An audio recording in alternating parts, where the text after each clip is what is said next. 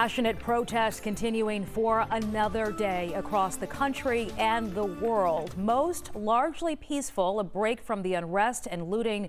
As we learned, all four fired Minneapolis police officers involved in the arrest of George Floyd will face charges in connection with his death.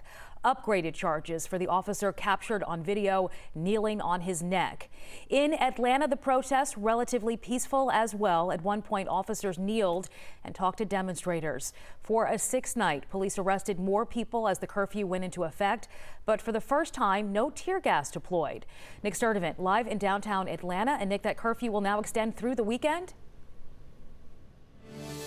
Yes, that's right, Sheba. Good morning. That curfew actually just lifted this morning. And what we're seeing is the number of arrests going down. Atlanta police say they arrested 43 people last night. If you compare that to Monday night, we saw nearly 100 arrests. And again, a much quieter night last night here in downtown Atlanta. Police did not even have to use tear gas or pepper spray. Most protesters went home peacefully near the curfew time. However, there were some that stuck around. But as crowds dispersed, we noticed National Guard troops removing their gas masks and helmets. We have covered these protests since the very beginning, and we have heard tons of stories from people who have come out. I want you to listen in to some of the people we spoke to yesterday.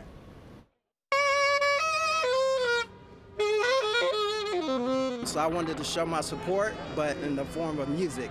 I realized that music is a bridge. I'm from Atlanta. This is my hometown. Never seen anything like this before.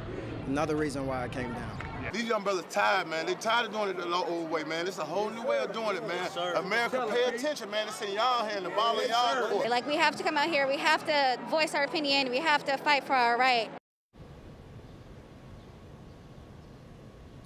And you heard from one of those people being Atlanta rapper Pastor Troy. Again, that curfew just lifted, and we're noticing as the week goes on, the protests are more peaceful. And again, police didn't use tear gas or pepper spray last night, and most people left around 9 o'clock when that curfew hit.